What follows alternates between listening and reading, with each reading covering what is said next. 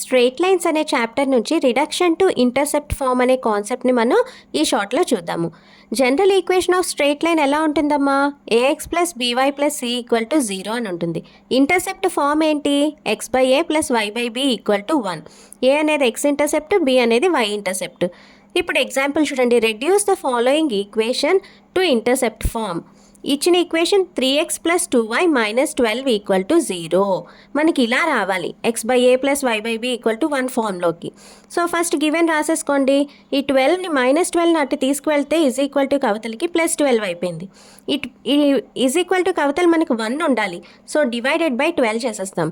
చేస్తే 3x by 12 plus 2y by 12 equal to 12 by 12. 12 by 12 అంటే 1.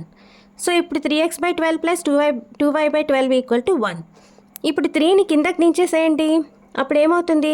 X by 12 by 3 plus y by 12 by 2. 2ని డినామినేటర్లోకి దించేసాం. So 12 by 2 అయింది equal to 1.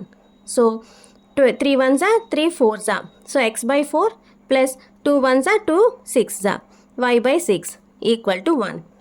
Hence the intercept form is x by 4 plus y by 6 equal to 1. So simple.